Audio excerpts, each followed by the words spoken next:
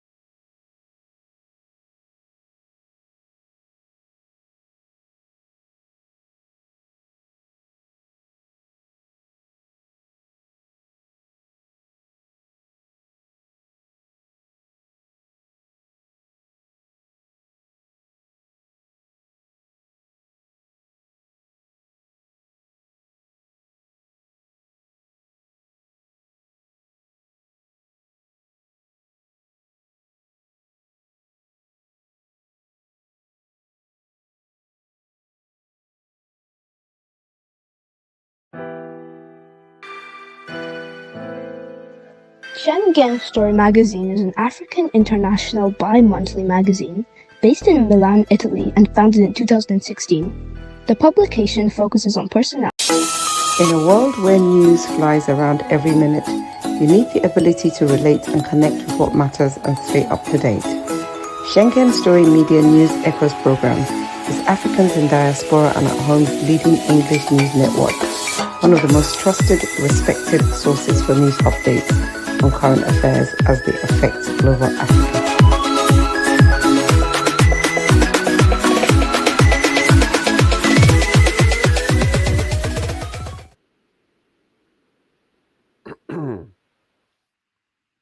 Good day, viewers around the world. Good day.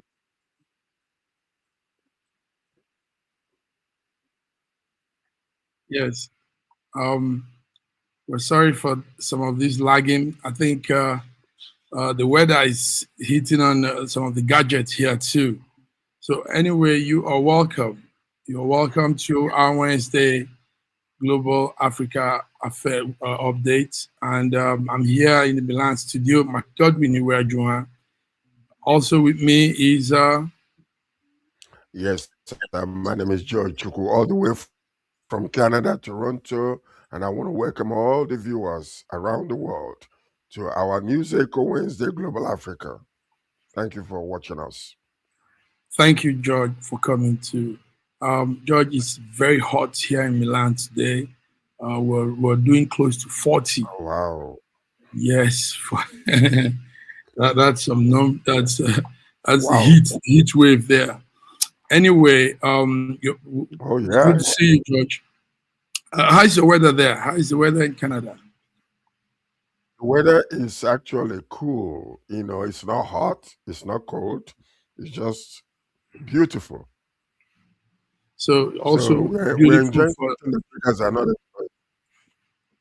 beautiful for the World Cup. beautiful for the World Cup, as a matter of fact. You know, the weather is beautiful. It's we are in we are about 23, 24, 25, which is just perfect. Okay. Which is just perfect. 23, 20. Wow, that's perfect. Okay, George. Yeah. So George, let's go into the news. Hopefully, the other people will join us if they can. The other coordinators. Let's start with this INEC news, George. INEC and the High Court. The High Court in Abuja yesterday, on Monday, ordered a registration of ADC, Accord Party, and other political parties George, to be honest with you, our politics is beginning to look very childish. One moment we're doing something else, another moment we're doing another thing, another. I mean, it looks, for me, looking at it from this corner, I'm looking like we're just being immature. We're being we're being immature. I'm not sure what's wrong with my tongue, but the Federal High Court's order directing INEC Of political parties deregistration, and what yeah, of the INEC has agency, come to tell us again. and offer, I mean, it's actually, these moves they are making has inevitably raised questions about the future George, go ahead. of opposition politics ahead of 27 election. George, can you hear me? Can me? Can me? Master, can you hear me?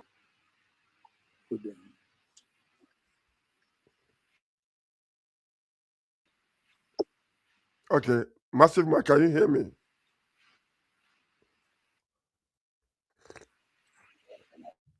Hello? Yeah. Hello? There's a lot of delay. There's a lot of delay. Mm, mm, mm.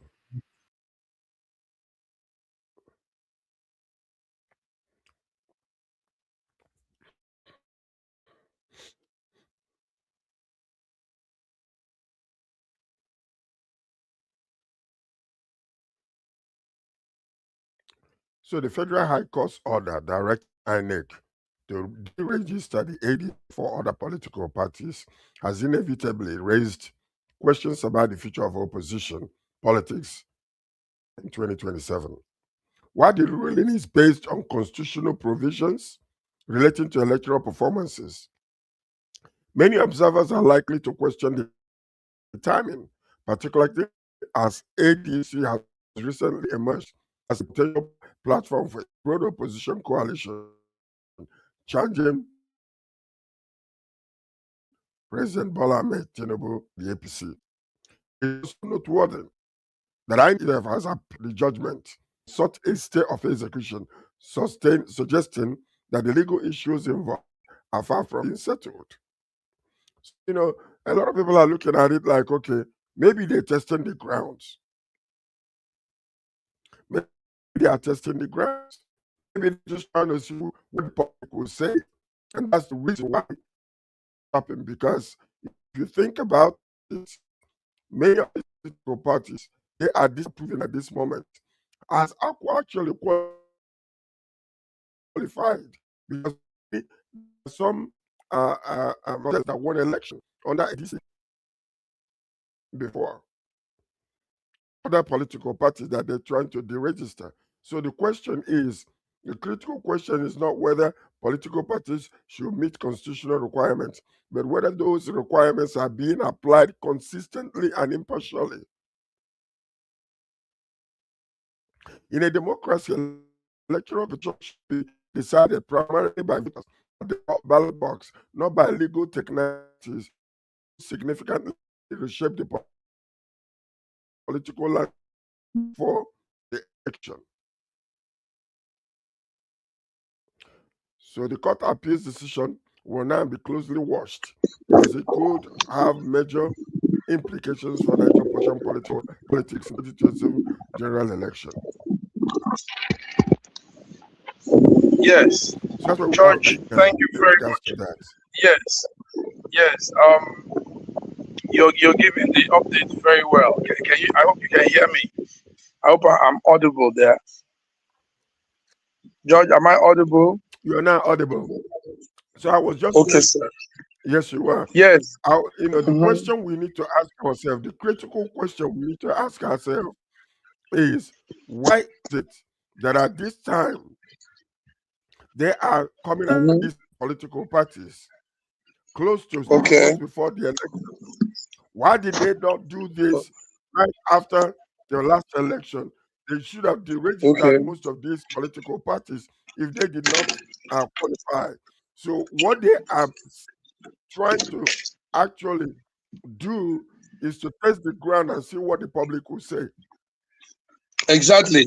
Because what they want to do is any viable political party that can challenge APC, they want to find a technicality to deregister that company. They're coming after NDC next. That's what they're going to try to do. So the question, that critical question, is what everybody is watching. What is it going to look like after? And who are they going to come after again? Because if you go into looking into some of these political parties, you see that some of them are already qualified. Some contestants won election in the last election under these political parties, and that should not allow INEC to deregister them. And another question you have to ask yourself: the judge who is actually mandating that these companies, these parties be deregistered, did they do their own background check? That's one major question you need to ask. Because you can't just pass judgment based on what is submitted to you. There gotta be a background check for you to qualify yourself to deregister these companies. Some of these political parties won election in the last election cycle. They did. And They yet, did. the judge did not look into it. The judge did not ask questions. The judge did not do forensic, audit of these political parties. They just went and they ordered INEC. So that means that a force, some kind of underground force, is making them to make that judgment. George, I'm so impressed that this is coming from you, even though your party is not in that list, but you are able to look at it objectively and give this opinion. So, because the High Court did the judgment on Monday, and the following day, the INEC came and said, no, the High Court. So you see that there's partnership in crime. There's collaboration in a crime to I think the goal is to just make APC the only party that will probably be there at the ballot box on come January 2027. The only viable party that will contest in 2027.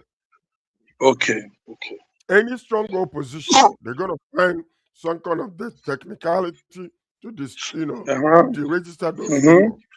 But it's not going to work because people are watching. People are watching, George. Because people are watching, both on the Department of Justice in Nigeria. So much eyes on INEC. So any move they are making, they better be careful, because Nigeria is a ticking time bomb right now. The youths are not playing anymore. There are some things that they used to do and get away with. They cannot do it now and get away with it. So they better be careful what they are doing.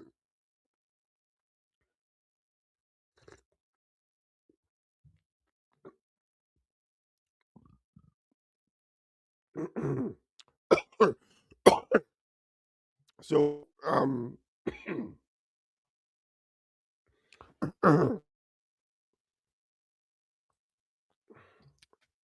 so anyway, so here we are once again at this juncture where we see a lot of forces working behind the scenes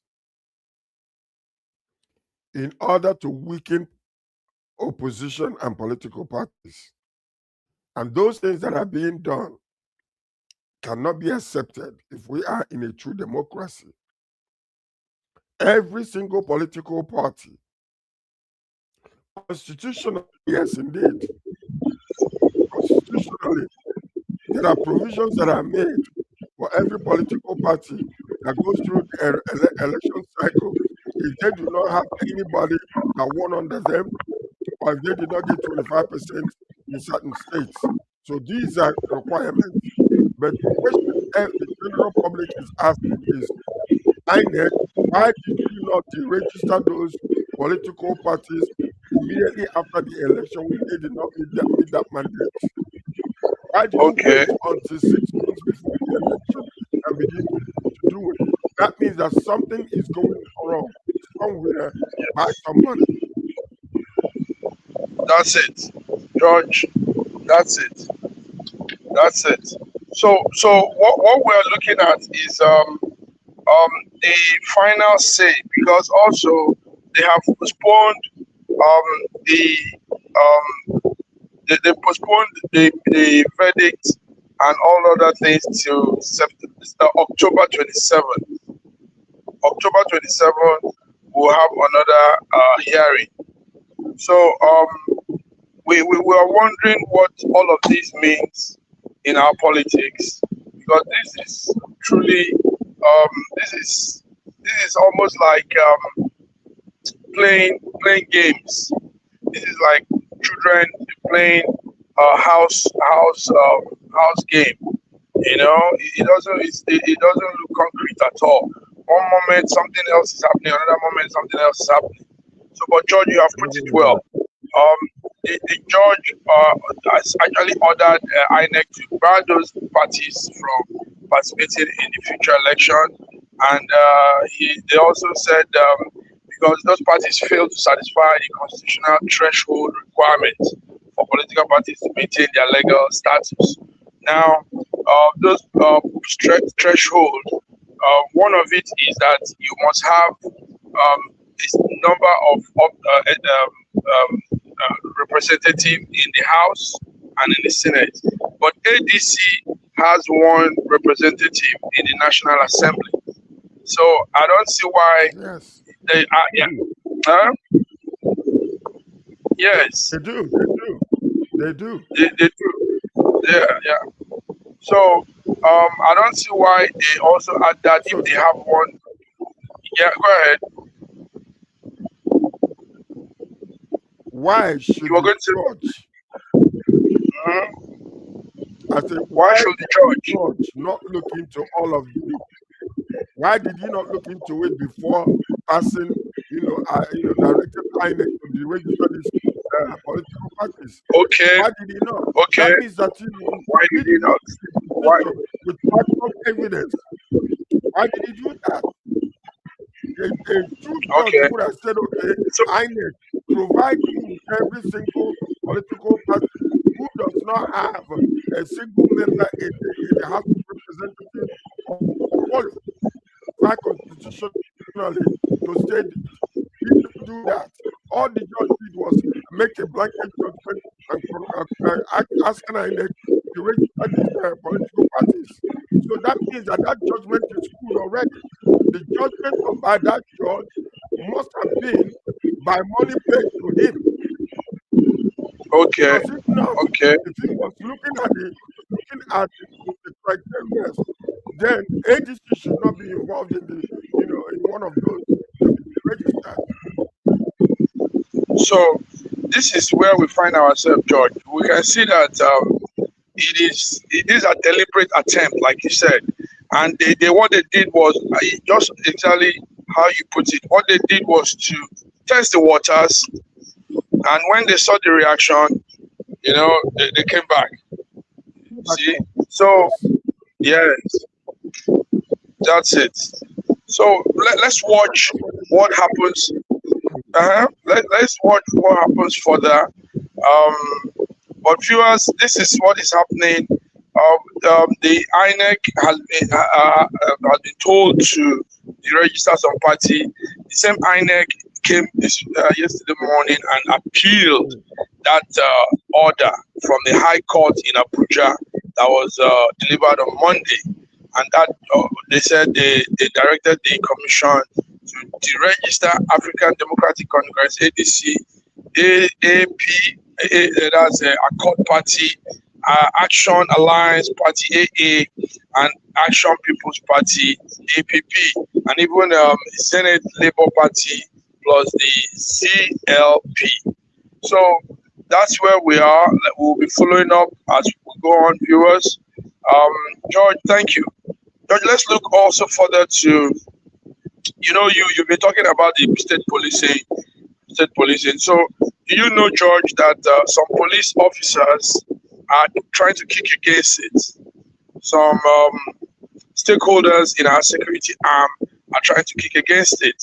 So yesterday, the IGP, Disu came out to say that the state police will not affect police officers' career, that Nigeria will only become, that those police officers will now become federal police officers like you have in Canada and United States. George, are you following that story with the IGP Disu? Yes.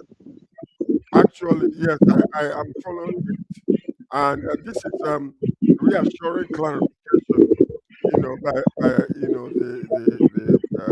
police commissioner. State police should be viewed as an effort to strengthen grassroots security, not replace the Nigerian police force.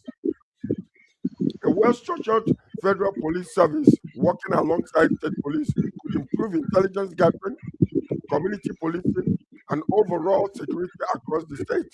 We have mentioned the advantages of doing, because if we are going to fight this insurgency and terrorists in our communities, you need local state police. You need them all the way to the grassroots, even to the villages, the local government chairman, because these are the people that can actually tell you how their domains are. They are the ones to gather information from the community.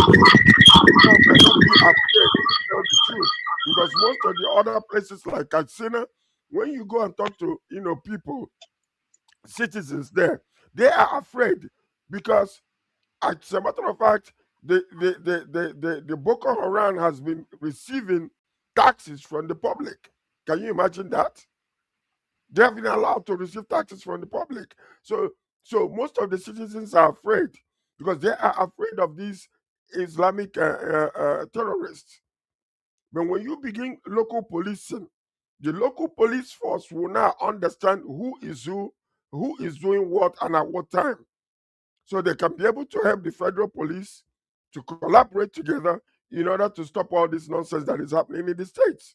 So anybody that is fighting against it is complicit in what is going on.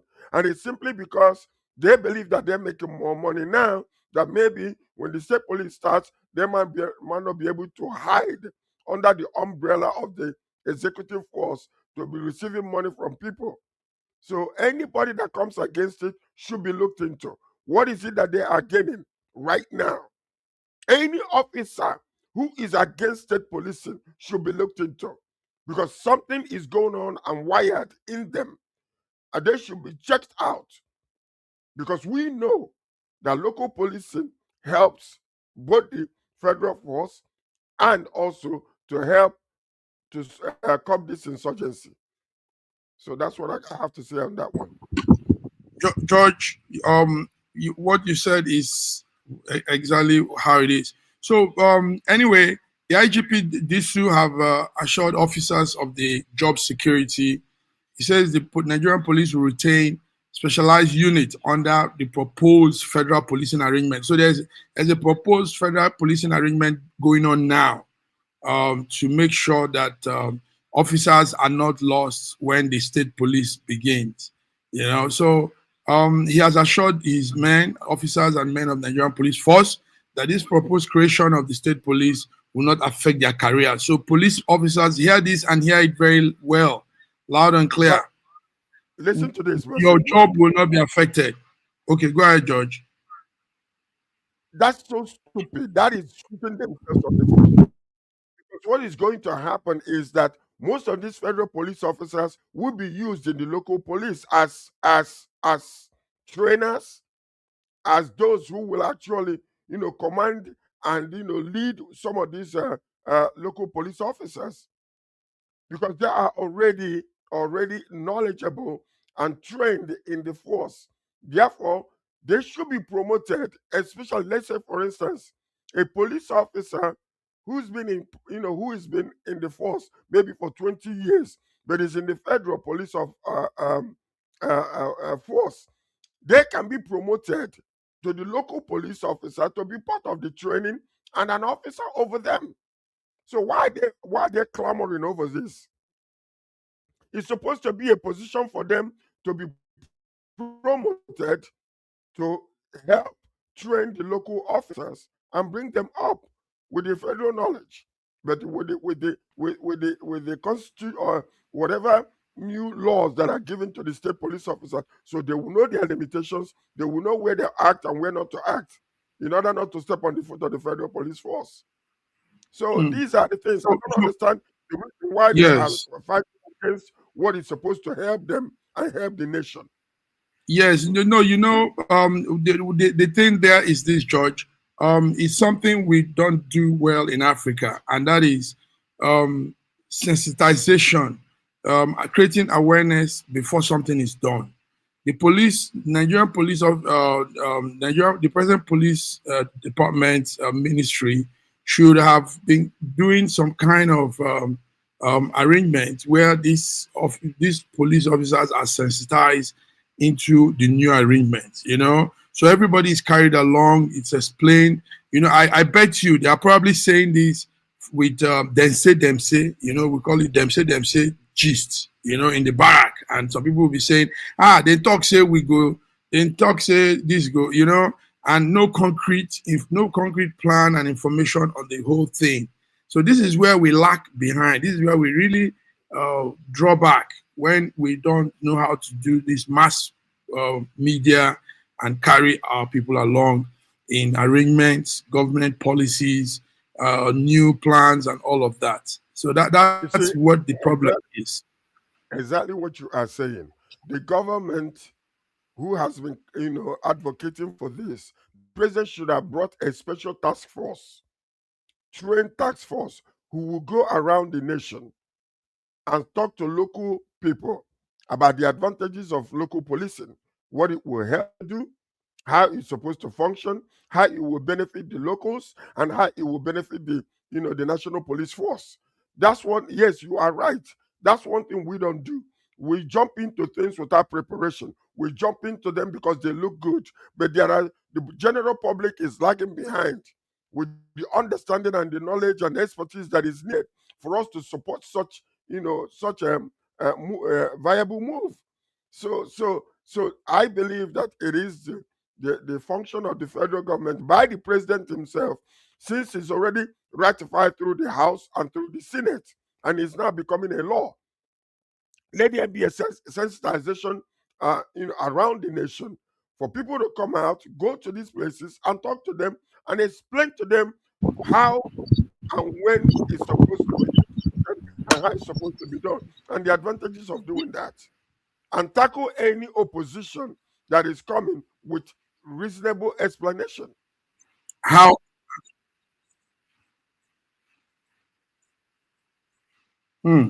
So, yes, George, thank you. So, viewers, we are talking about state policing and the IG of police, Egbetekun Disu, assuring officers and men of his of Nigerian police force that the proposed creation of state policing will not affect their careers. It will not lead to the disbandment of the existing force. And we're also saying here together with George that the Nigerian police force command should do more to sensitize and carry the officers along, more of such sensitization program, awareness program, and all of those things. So, George, thank you. We're still having those heat problem here, but we will run through as much as we can. George, let's talk about the new plan to Nigeria is just transiting from the analog plans to the digital broadcasting plan. Now they said it happened yesterday. They are now doing it. I know Canada has done theirs. Canada is obviously on digital media and communication. Yes. So Nigeria is just doing this, and anything you want to say is just a short news. Is there anything you want to say about Nigerian? We've been waiting for this for the longest. Actually, this is a welcome development for Nigerian broadcasting industry, because I was watching. Somebody sent me something the other day, and then they were condemning AI generated whatever, and then I'm looking at this. I say the world is going to the moon. and you are local here condemning AI, and everybody, most developed countries are already way ahead of us, and you're condemning people from learning how to AI works. So that means you want us to be in the village and not understanding the technological advancement and the advantages of it. The collaborative approach between the government and the stakeholders demonstrates a commitment to innovation, local content development, job creation, and improve access to quality broadcasting services. Successfully completing the digital switch over will position Nigeria for more competitive and inclusive digital media future. It is important that we do this and do it now. I mean, it's been long awaited. Nigeria has been waiting to do this for the longest. Why is it that we are the only ones that will be the last to embrace technological development? I don't understand it. We're still fighting over light in 2026.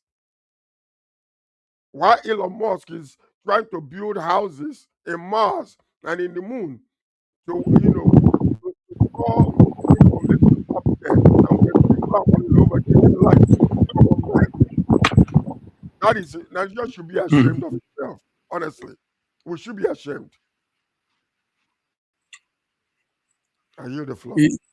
um, but some people will say that we're demarketing the country. But truly, let's appreciate the government for what they've done. We appreciate them, The but when they yes, do wrong, when they are lagging behind, mhm, it is our mhm, responsibility to call it to order. Because most of the people that are ruling us, they travel abroad, they stay there for vacation or for whatever for a few weeks, and because it's not affecting them in Nigeria, tell me the reason why Aso Rock should, put a solar system right there. mhm, Why are they putting solar system right there? mhm. Why? Why? and Rather and than the people. increasing the power that everybody will get light at the same time, they are actually separating Okay, themselves from that. So when they separate that's it. themselves, it's not affecting them. So even if it delays another 50 years for the common man to get light in Nigeria, it's not affecting us a rock. Yeah, That's not that's right. it. That is not That's right. not right. So That's not you right. should light up Nigeria. President Ahmed Bola Ahmed Tinubu, he said, by any means, you must give light to the people. And if they don't give light, not to vote for you. So now is the time for you to start instituting, you know, uh, uh, plans to ensure that the whole entire Nigerians will get light. Don't come and promise and then fail tomorrow and give excuses. There are no excuses Promise for and it. fail. No, I am supporting you, Promise and and I'm fail. supporting you to go ahead and give light to Nigeria. We've been calling out this for so long, and you need to do it, and you need to do it yesterday, not today, yesterday, because you made a promise. Give us light. All right, Give George. us, George, let's come down to the wife of the president, the first lady, Remi Tinubu, that is urging young Nigerians to embrace voluntary blood donation at public hospitals. Um, that's an interesting thing. Did you hear that news, George? People are not nourished. People are not well fed. People haven't had enough nourishment in their body to make the blood circulate very well and for them to now begin to donate blood. But she's urging that young people should do more of this. Do you think that we can go into this? We know that there is need yes, for we can. blood, Yeah, the medical exactly. The point. sector normally asks for people to donate blood. Yeah, it is a welcomed a development and a welcome call from the first lady. The reason is if you come to Canada, for instance, and most of the developed countries, there are times people who it is not for everybody to donate. If you don't have enough blood in your system and you're malnourished, they won't even encourage you to donate blood. But there are people that are so fatted up. There are people that are, they're well nourished. So those people, the call is for them to go and donate blood, is you will lose nothing. Here in Canada, they pay some people. There are some people that go to donate blood and they pay them. So if Nigeria can also do that by helping people, you will see a lot of people go and donate blood, and there will be enough blood stored up for people who are in dire need of it in the medical industry, in the medical field. So I believe that that call is a welcome call, because without them being called, they will not understand the need for it until it hits them, or their family, or somebody is looking for blood and then they're not able to find it. So I think that those that can should go and donate blood. And if there are any compensation that should be done, let it be done. But also, let's make sure that the blood that is being donated does not contain any viruses like AIDS or whatever the case may be. Let's just go and get a contaminated blood and put in people. Let's make sure that those things are checked while the blood is being donated. So that's one of the things that we need to do. And so I welcome that call by our First Lady. Thank you, buddy. Pass it back.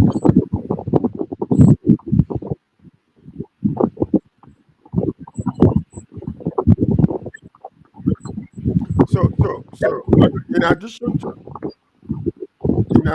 that, also we need to ensure that the blood that is being donated, that the places where it's being donated to, will also equitably to save lives. I hope you can hear me. Can you hear me? We can hear you now.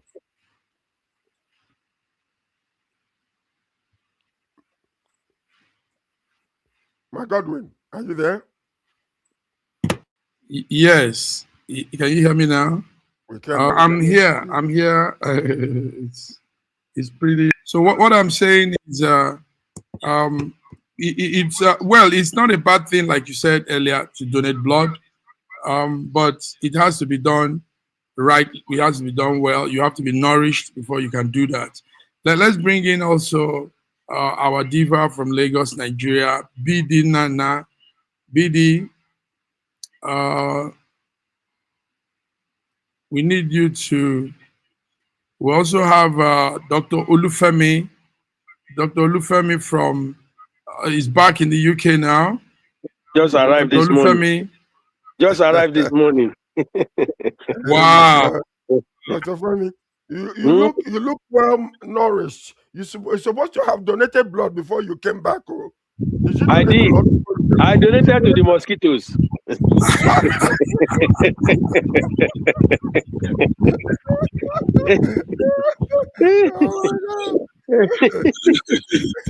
How are you guys? Well, good. Welcome. You're welcome back. Yes. We were just talking about the blood donation thing. Blood donation. Yeah. And the president's wife urging young people to donate blood. But we're saying, Dr. Femi, now you're back. Tell us, are people nourished? Are people looking well taken care of? To want to donate blood? Can they donate blood without passing out? I think you got the issue of blood donation wrong. The idea behind I'm a donor, and it does not. You don't need to look good. You have so many people looking good, and they don't have enough blood on their system. You have so many people looking very fresh, and they are very short of blood. And you have so many people looking. Even if you go and look at people that donate blood for living, there's some people that does that for living in Nigeria. They don't really look as good as you think they are. And most of the people that drop dead are the ones that look much better. It has nothing to do with that. It has just to do with the blood flow in your system, and also about how you manage yourself. So but the idea behind that is not about whether you look good or not. It's about the day you need the blood. I just hope that you have blood ready in a blood bank for somebody else to make use of. Yeah. By the way, malaria. So, but what I mean by looking good is Yeah, go on. Yeah, malaria in North America and Europe is Mm. more like an emergency situation.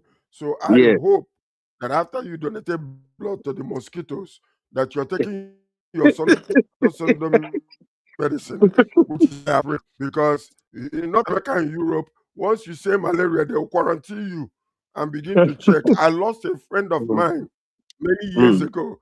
You know, we are bringing artists, we are bringing Nice, the artist Yeah. here in Canada. So yeah, Yeah. my partner John, I sent him to Nigeria.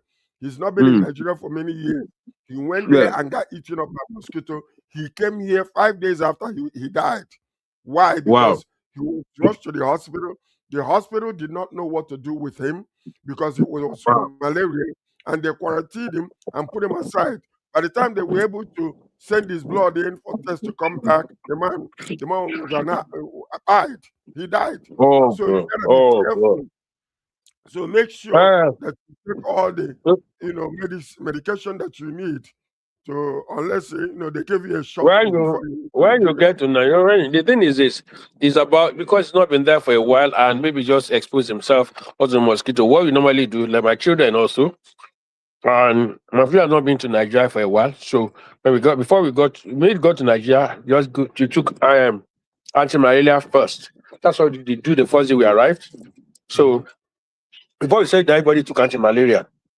And when we were leaving also yesterday night, we took anti-malaria as well. So, but we had no bite anyway because we are in a place that we hardly have those kind of environment. But notwithstanding, because we had we had party sessions. We had areas where we had parties in Abek. We went to country home and all the stuff. So we had everything in place. So, Beautiful, beautiful, solid. my Godwin, I've got Yes. I'm sorry. We it's a real the Milan weather is pretty hot today, so we're experiencing some gadgets lagging. Um, the gadgets are very hot. Even the AC, the fan yeah, cannot cool them enough. Anyway, yeah, Dr. Femi, you're welcome again. Let's yeah, talk about 600 terrorist suspects that are in Abuja mass trial. yeah, And George is always bringing to our notice the fact that sometimes some of these terrorists are paying, they are brought back into the society, pardoned and given wives and all of that. But these 600 suspects that we have now, do you people think we will have real, I mean, they will face the trial and probably be sentenced? I mean, these people are evil when they are doing their when they are their own end. So do we need to pardon them? Do we need to go through those phases of doing those things we normally do in most cases? Sir George, what do you say? 600 terrorist suspects in fresh Abuja mass trial. Yeah, the resumption of the terrorist trials is a significant step in strengthening Nigerian fight against insecurity. While justice must be swift, it must also remain fair and transparent, ensuring that those that are guilty, will be held accountable, while the rights of all defendants are protected under the law. You see, what is happening today is this: the move is being made finally. Government is proactive. They are no longer on defensive. They are now proactive when it comes to terrorism. So we welcome this, but also we need to look into this whole entire thing because there seems to be a double standard when it comes to justice, when it comes to this anti-terrorist movement versus other, depending on where you come from. These people ought to face the law. When you are encouraging them by paying, whether directly or indirectly, they're making money. What you're doing is encouraging them. And when just slap them on the wrist when they are, when they are arrested, it's just encouraging them. That will even encourage more to go into the bushes and join them. So the government must be very strong and very strict. And if anyone that is found that have killed somebody, something needs to be done to them. And tell you, these men, and sometimes I wonder what we are doing. We can build a camp where when they are arrested, they will be used as farmers while they are in prison to feed the nation. Why can't we do that? Why can't you build a camp where they are being housed in a prison, and then they'll be taken daily to the farms where they will do hard labor to farm to feed the nation? Rather than just talking about, oh, they repented, therefore we forgive them. These people, it's an ideological movement before any physical movement. These people, they believe that what they are doing is right based on the teachings that they are receiving in the mosque. That's why they hate Western education that can liberate their mindsets. So, we need to plan this thing very well. Every arrested one, will put them in camps, in prison, so they can be taken out daily to the farms so that they can feed the nation. We have masses of land that are uncultivated. Let's use them, because they think the way they're thinking, they come back into the community. Once they talk to them again, they will easily convince them otherwise, and they will go back into the bushes. So that's one thing that we need to do in Nigeria. Use them. Let's cultivate the land. Since they are taking away our food basket in the middle belt, bring them back there. Build prisons over there. Daily they will go out and cultivate the lands. They will be the harvesters of those lands. Because we can use them, and that's what we need to do in Nigeria. Thank you. I have a different perspective to this, and we have to be very careful in doing this. The reason why I said this is this. Can you hear me? We can hear you very well. Yeah. Now, there's a